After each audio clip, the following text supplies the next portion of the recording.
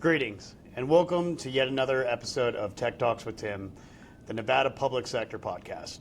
Once again, my name is Tim Galluzi. I have the honor of serving as the Nevada State Chief Information Officer and the Executive Director of the Governor's Technology Office. And with me today I have...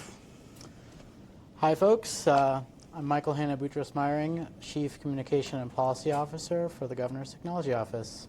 So this is going to be a pretty exciting episode. I think we've held off intentionally for doing the AI episode, but with our upcoming CIO Roundtable around AI, I think the timing was appropriate. So that's why we're here talking today.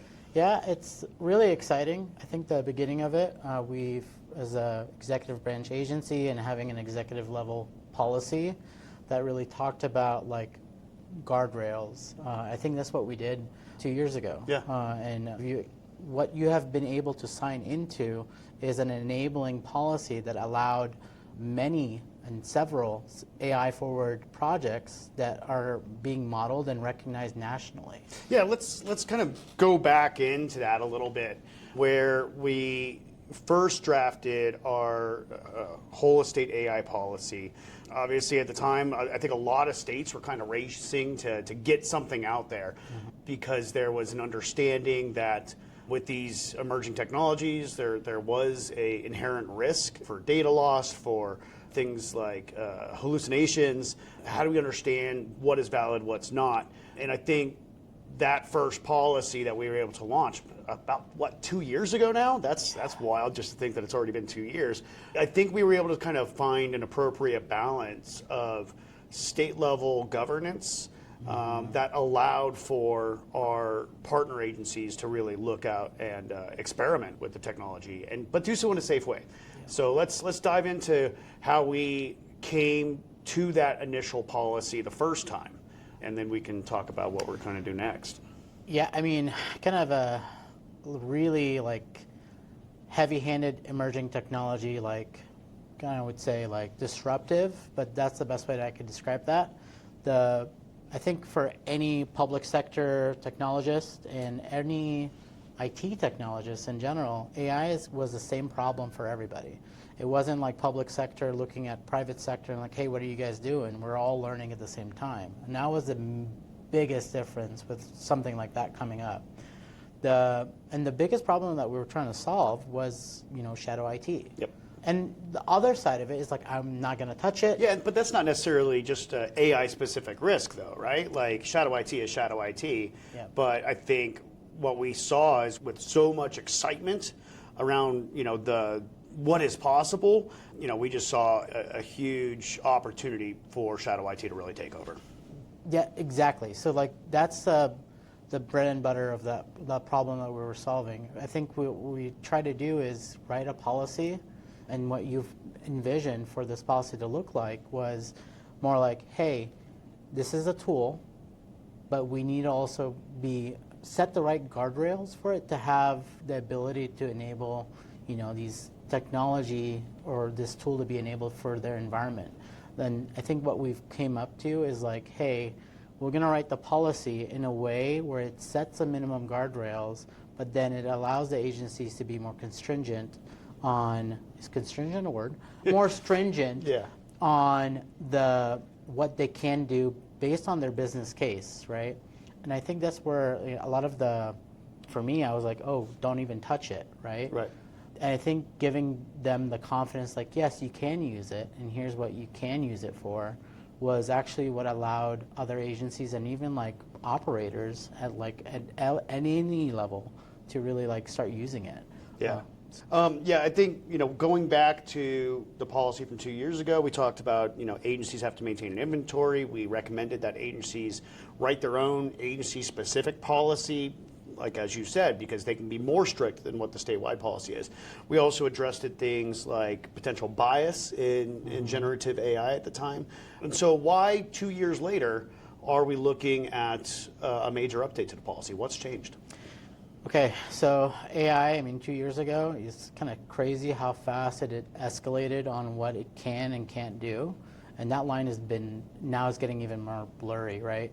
You got one as an assistant writer when it first got introduced was all the agentic and AI, ChatGPT, breakpoint. Pretty much the Gen AI chat-based models. Exactly. Right? And then and at that point, you could also sniff out all the LinkedIn posts that were written by a ChatGPT, right? But then it is getting better. It's getting better at writing, but it also got better at executing.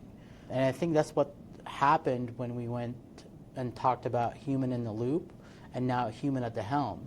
Because every employee you employ, you give them some policies of what and can do as an employee. Same thing when something is now able to execute, like you still need to give it some sort of guardrail and like rules on how to operate in our facility. But then you're taking it, is it a person? That obviously not, right? It's a tool that you need to have someone to be kind of an owner of what those decisions or actions are taking on. Is it assisted? What are those final decisions look like? And having that transparency is what is like gonna make or break a lot of shops. Not even just public sector, and public sector especially, because the way you think about it, you're talking about the likelihood and the benefits that these everyday Nevadans are consuming. Like you better have a person named after that, right? Right. So it's a kind of a heavy responsibility, but also if we do it right, I think that's going to be a force multiplier. I mean, I've quoted you multiple times saying, right? So it's exciting. Yeah, and I think that's one of the big thematic changes between the policy 2 years ago and the policy that we're envisioning today. And with your group, the AI and Emerging Technologies Working Group, you guys have done a phenomenal job on these updates. And really, the premise that it's trying to focus on is that shift from human in the loop, where someone just has to be involved in the workflow somewhere, to human at the helm. When I say human at the helm, and I envision human at the helm, it's who is taking responsibility for it. And I think that this is something that we've all known in the back of our mind as we're deploying tools in government, that ultimately the agency director or the governor is responsible for the outcomes. And when I talk about this concept with folks, I generally use the example of, you're not going to hire an intern off the street or an administrative assistant off the street, right? And overly ambitious intern, let's put it that way. An overly ambitious intern, you're not going to hire them off the street and put them in front of a constituent making decisions regarding the benefits they are to receive and not receive without having some higher level of accountability that's really the owner of that process, owner of that decision. Yeah, that person might be speaking for you or the agency as a representative, but really at the end of the day, you need to have an owner established. We're starting to see the same thing in the world of identity and access management regarding agentic tools, right? Yeah. And yes, it's not a person, but are you providing appropriate access and control to that agentic AI tool to limit or mitigate potential risks, right? The easiest way to do that is via least privilege, right? You're not going to give agentic AI tool the keys to the kingdom. Please don't. Especially if there's any potential whatsoever of outside influence on the directions that agentic tool has that's given to it. So, we still practice the fundamentals of security and IT, right? So keep it least privilege, keep it the scope of that tool well defined. And I think that's one of the things that we're really trying to hit on the updated policy. With all these policies, one of the big things that we always try to hit is creating a common vernacular, right? And hitting definitions. So let's dive into that. We added a couple more definitions on this go-round, didn't we? Yeah, we did. And I think I want to talk about the importance of having the same page or same platform that when I'm talking about AI and also when I go to another agency, they also know what I'm talking about, and we're all talking about the same thing. I think the best common ground to set, and this is for any other state or agency or organization that has all these different silos, having those definitions up front, saying like, hey, when we say agentic, what does that actually mean? Agentic's not just some brand name? With the right marketing, it can be. Right. But that's the thing, like when we are discussing these type of like capabilities and definitions, like what is a language model? How does that define? How do we define like use cases? How do we define what we did with the data policy that we had for the executive branch? Same concept, right? When we talk about public accessible data, what does that actually mean? What is sensitive?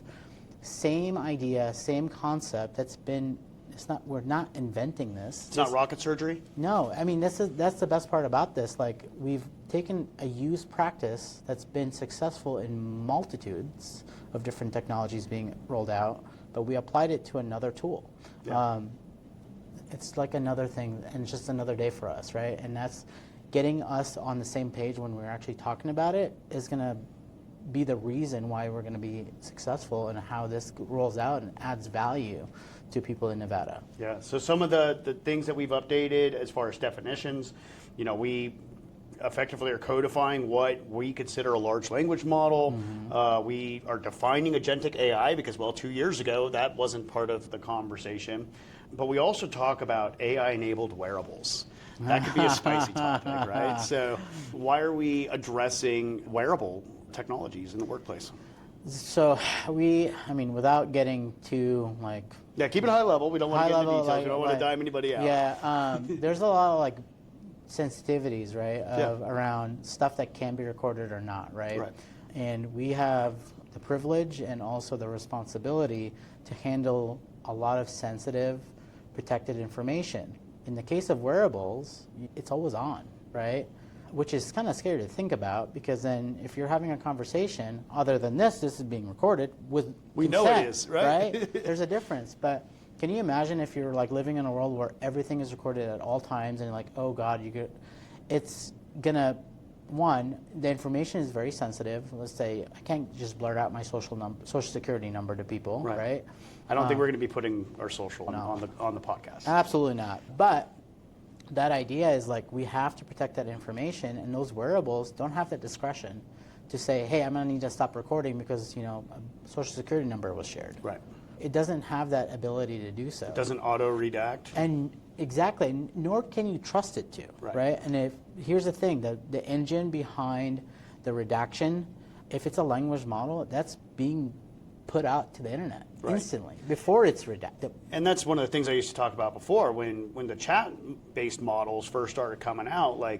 Any question you ask it could potentially be baked into the answer that someone else gets tomorrow, right? Any question you ask today could be part of someone else's answer tomorrow. Which is really, as much as I have good faith in thinking that this information won't be misused, unfortunately, someone out there will. So that's the same kind of discretion that we need to have when we are talking about wearables. We don't know what information is actually going to be recorded, and were you aware of it being recorded, and also where that data is going to go. That's the biggest thing, right? Another newer concept that's coming up is this concept of sovereignty, right? Who owns the technology? Who owns the data? Where does it reside? And that's really something that us in the public sector, we're hyper focused on because we've been dealing with data sovereignty issues and application sovereignty issues for quite some time, but we haven't called it what it was, right? But now, as the vernacular is being updated, we have a better way to describe the things that we've already been doing as best practices for quite some time.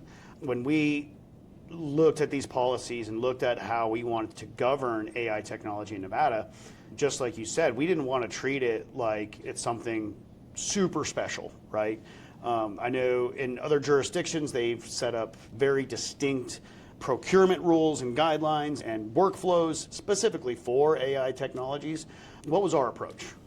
So this is it's not funny, but it's actually kind of true. And I think I forget who gave me this metaphor, is impersonation is illegal, right? All of a sudden, because you're using AI, doesn't suddenly make it legal, right? So that's the same idea, right? If you're acquiring technology, AI or not, it still needs to follow the same kind of guidelines.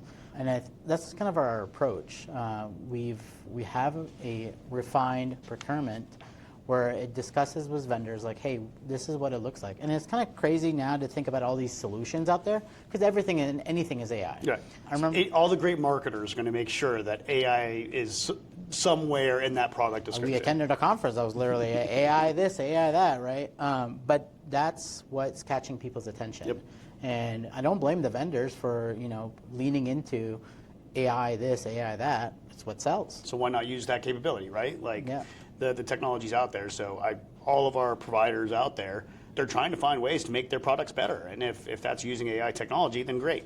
But the big but there, the big caveat, is we really need them to disclose that usage, because we need to know, what models are they using, what's going to be happening to that constituent data or the state data before we can authorize it. But we're not treating it like it's a new segment, like it's massive new segment of technology.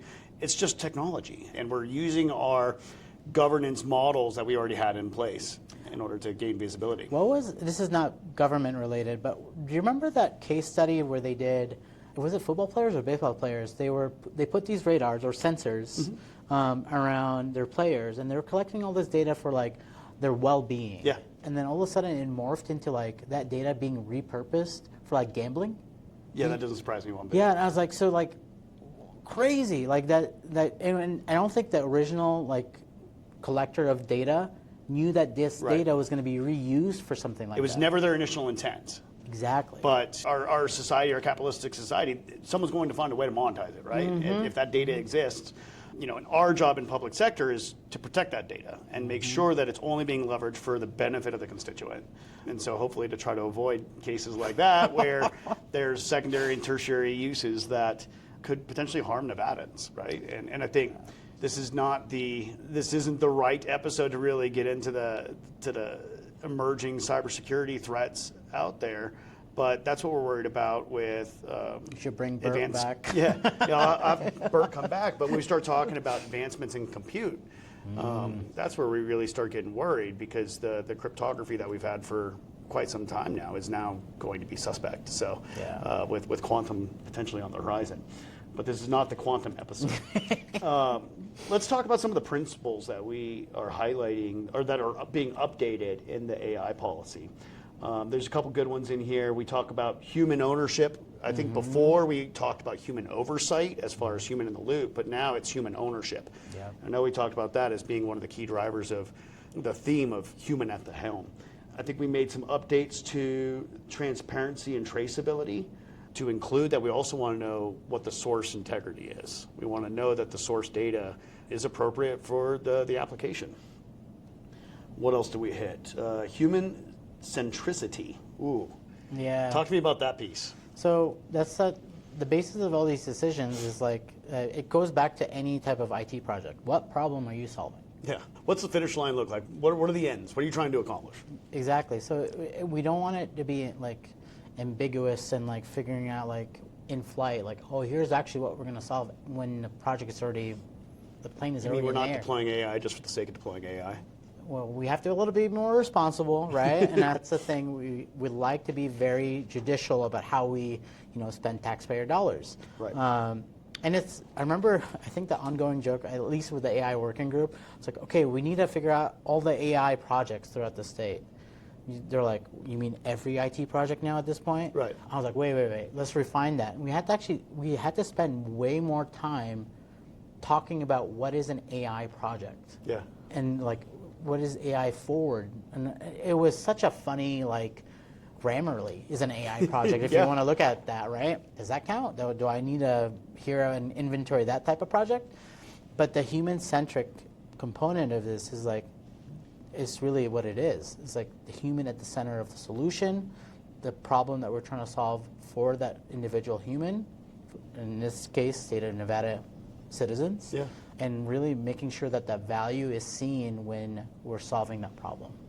All right, Michael. So did GTO do this in a vacuum? Did we do this all by ourselves or no? No, absolutely not. So that's actually the best, I think, lesson learned that I've been able to take is the shared governance. Yeah.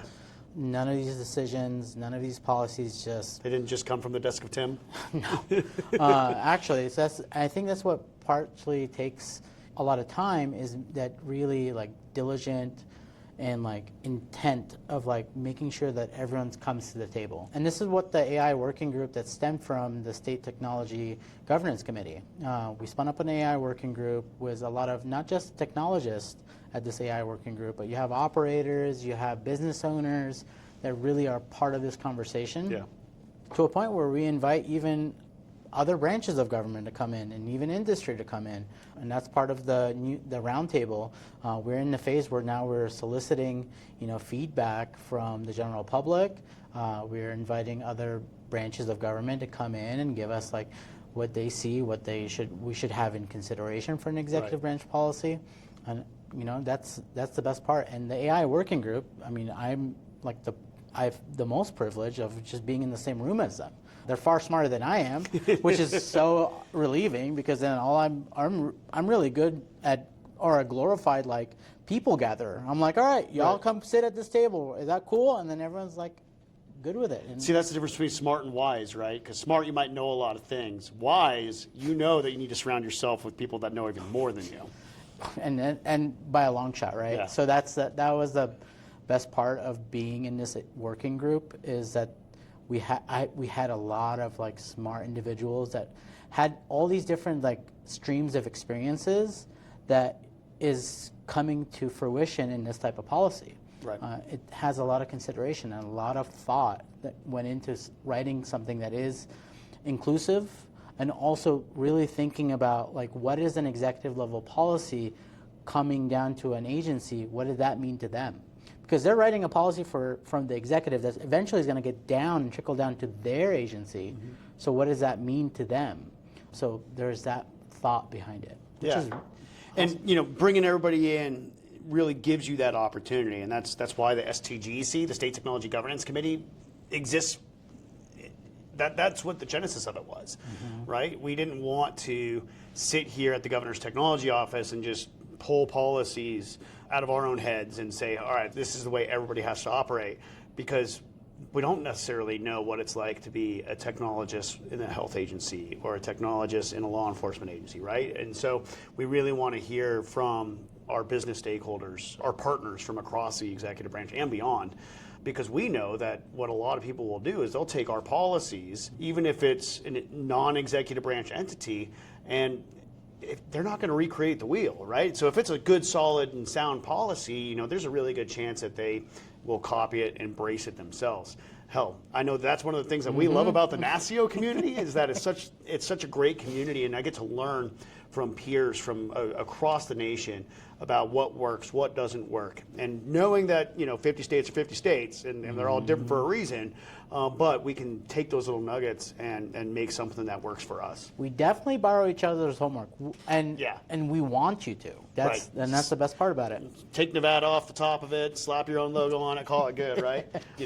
Give me some credit later at the next time we meet up. But it's really not about that, right? It's about finding ways to better serve our constituencies, for us, better serve Nevadans, and give them policy that doesn't stifle innovation, that enables agencies to go out and try things, to make services better for their constituencies, all while protecting this great state that we love, right? So let's take a trip back to last session. Oh, man. Yeah, okay. Let's all the way back machine. We're going back to last session. And so over the past year, 2 years, there has been disparate treatment of AI across all the states, right? And so now we've got a federal government that, rightly so, wants to make sure that interstate commerce, that's really their responsibility, makes a lot of sense for companies, right, for our vendor partners. I couldn't imagine how difficult it would be to go across this landscape of 50 very individual, very unique states and try to deploy technology at scale, right? And so one of the things that the federal government has done is said, hey, like if you've got overly burdensome laws, regulations, et cetera, that stifle innovation in AI, like we want you to fix that, and they're going to use whatever powers they have in the federal government to try to motivate that direction. But let's talk about the direction that Nevada took with AI during the last session, because you were right there with me working some of these bills and having conversations with folks. Talk about Nevada's approach. So luckily, we had a lot of these conversations early on, right, when the executive branch policy came, which shows the maturity of like thinking regarding that. I mean, there was one proposed policy or law or bill that came up, but really got stripped down to what's really important, right? protecting our most vulnerable, Yep. right? Making sure that the people that are susceptible to like fraudulent activities are being protected. We didn't really think about like the capability other than what is accessible to Nevadans, and making sure that the people that would be most impacted be addressed. And I think the best part about all this is a good policy is founded in kind of the root of a good policy is eliminating decision fatigue, right? You don't want a policy just to be another policy that is just bloat at this point, right? And I think that was the take for Nevada. Nevada was like, okay, what are some existing laws that already would take care of this? And then what additional laws need to happen without creating this bloat? Right. Like I know that we got a law passed that protects the likenesses of our youth, right? We've got a law passed that makes sure that we're not using AI to make the final call in emergency management, right? So those I would hope right? that would be the case. I think Nevada took a very common sense approach to our legislation, that we wanted to protect those that are the most vulnerable, and then we wanted to minimize risk to Nevadans, right? While at the same time enabling innovation. And Nevada wants to be open for business, right? So if you want to come do business, please consider Nevada, because we're very mindful about the environment that we're creating legislatively to those that want to do business here. And just to, not tooting our own horn, but kind of, we had actually a lot of successful AI projects that received national recognition. Just notably, so has anyone struggled filing their taxes, or at least reading the documents on how to file your taxes, right? So that's a problem, right? The reading level or comprehension level for the documents to know how to file your taxes. You need a graduate degree or something like that, right? Yeah, it's like grade level 15, 17, which is kind of crazy to me. And I'm pretty competent, and I even then, reading those documents, I was like, holy. So at least a bachelor's level education to read forms that we're expecting all business owners or taxpayers to be able to fill out and submit. So it sounds like there's a problem, right? And then what does the Department of Taxation do? They find an AI solution to lower down the grade level without losing the content. Well, to make it more accessible. Exactly. Make that material more accessible for the population. And we don't know what everybody's abilities are. So, our job isn't to make government more burdensome and harder to engage with. It's the exact opposite. Our job is to be able to provide better services at an easier level for our constituencies. And that's a kudos, right? And Absolutely. They've received that national recognition. It's like, wow, what a practical solution to a problem that probably pretty much all the states are probably going to have or already have, and they're figuring out a way to fix it. Well, there you go. And it's not like we're keeping this solution to ourselves. Like, we want to share our knowledge. We want to share the lessons learned and how we went about it. And we're redistributing that knowledge and lessons learned so other states could also do that. Yeah, that's what's awesome about awards program, what NASCIO has, is it really gives us the opportunity to put those awards, those endeavors, those projects on a pedestal and say, hey, come learn from us. If this sounds like a solution to your guys' problem, hit us up. We'll tell you how we do it. Oh yeah, I think that's the best part about working in state government or just public sector, is that we don't want to keep, it's not like we're making money, right? We're all wanting to serve to make the lives of people around us better. Absolutely. So there's not a profit incentive. No, that's the best part about this. And then again, all you newly entering the workforce, take a look at public sector. I'm looking directly at the camera for a reason. It is highly valuable. Also a career pivot for me. Yeah, public service, I will be on the public service bandwagon. It's definitely a way to give back to your community, to learn something new. I think we're trying to be proof positive that just because we're in public sector doesn't mean that we're laggards when it comes to technology, that we are thinking about the latest and greatest innovations and how we can deploy those effectively. Does the state move as fast as we'd like it to sometimes? No. But that doesn't mean you don't get to work with some of the best and brightest and work with some of the best technology out there. So that is an incredibly high note and probably the most appropriate place to kind of wrap for this session. Yeah, thank you for the conversation. Thank you for your leadership. I think It's kind of hard to put a spotlight on the leader that always puts spotlights on other people, but I do want to put a spotlight on you because I think a lot of people need to take in consideration communication is a hard job. Leading other people is a hard job. Leading is a privilege, and you carry it well. And I just have to say, leading other agencies to do what they're doing and be successful is a celebration of how well you lead. So kudos to you. I definitely appreciate that, Michael. I'm looking forward to the AI Roundtable. I think it's going to be a great conversation. So hopefully I get to see a bunch of folks that are hopefully listening to the podcast at the AI Roundtable so we can really hear their story, their perspective on deploying this technology. Thank you for your support and service on the AI working group. Chairing that is probably like herding cats sometimes, but it's obviously produced some pretty good results. So thank you for coming on, and I look forward to what happens next.